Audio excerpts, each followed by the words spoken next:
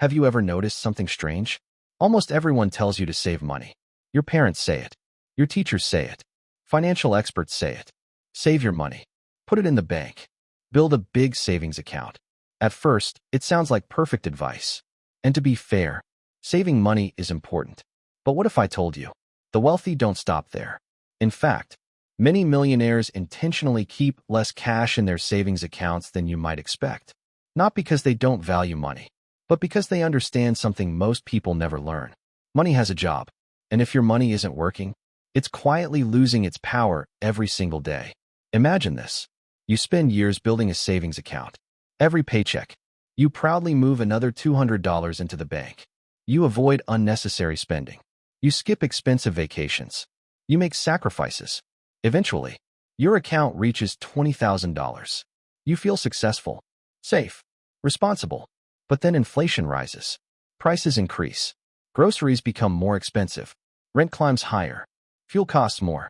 Suddenly, that same $20,000 doesn't buy what it used to. You didn't lose money, but your money lost value. That's one of the biggest financial lessons nobody teaches. Saving protects money, but growth protects your future. Let's think about it differently. Imagine money as an employee. Every dollar you own is like hiring a worker. Now ask yourself, is your employee sitting on a couch watching television? Or is it out working 24 hours a day? Most people keep their employees unemployed. The wealthy send theirs to work. That's the difference. The rich rarely ask, how much money do I have? Instead, they ask, how many dollars are working for me today? It's a completely different mindset. Here's an example. Imagine two friends, Alex and David. Both save $500 every month. After 5 years, both have built discipline. Both avoided unnecessary spending. Both sacrificed. But then, Alex keeps every dollar inside a savings account. David learns how assets work.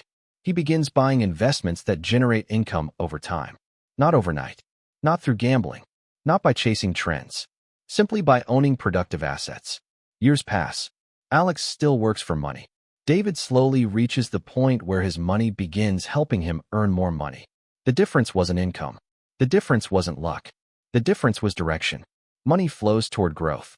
One of the biggest myths about wealth is that rich people make more money because they're smarter. Sometimes that's true, but often, they simply understand where money should live. Average people buy liabilities first. Successful people buy assets first. What's the difference? A liability usually takes money from your pocket. An asset has the potential to put money back into your pocket over time. Think about it. A fancy car loses value. The latest phone becomes outdated.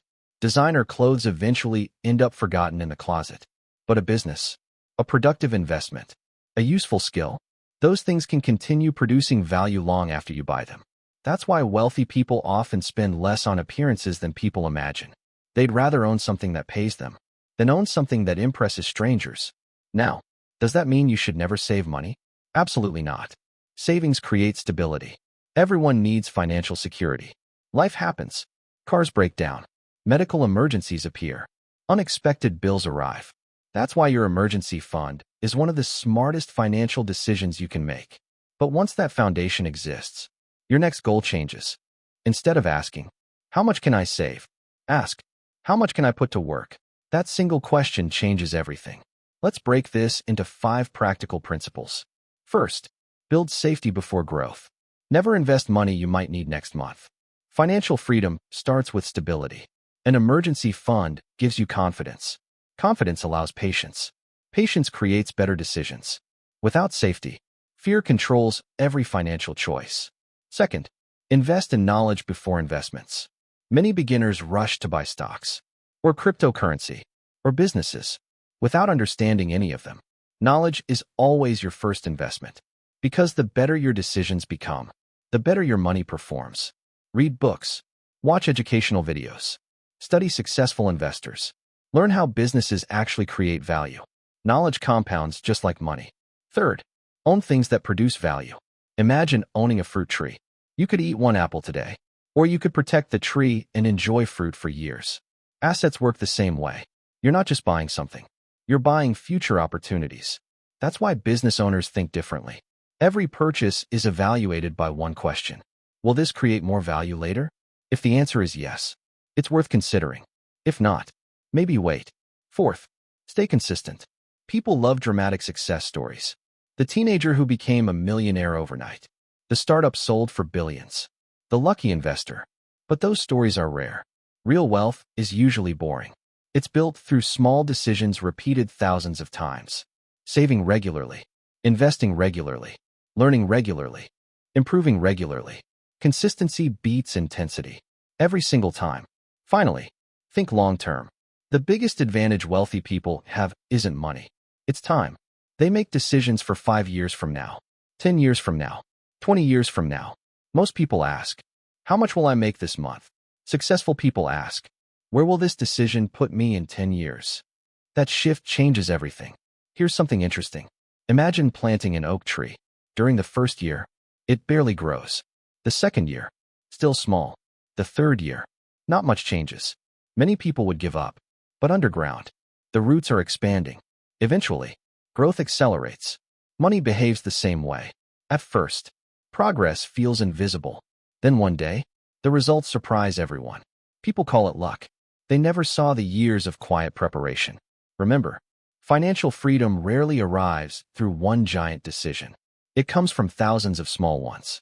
Every dollar you save, every skill you learn, every investment you understand, every unnecessary purchase you avoid, every opportunity you create, they all build on each other. One day, someone may look at your life and say, you were lucky, but you'll know something they don't. You didn't become wealthy because you earned more. You became wealthy because you gave every dollar a purpose. Some dollars protected your future. Others built your future. And together, they created freedom. So here's a challenge for you. The next time money enters your bank account, don't ask yourself, what do I want to buy? Ask yourself, what job should this money do for me? Because every dollar has a choice. It can disappear, or it can become part of the life you're trying to build. The decision is yours. If you found this lesson valuable, subscribe for more story-driven videos on entrepreneurship, wealth building, financial psychology, and building lasting freedom. And I'd love to hear from you. If someone gave you $1,000 today, would you save it, invest it, or start a small business? Leave your answer in the comments. Because sometimes, the way you answer that one question says more about your future than the amount itself.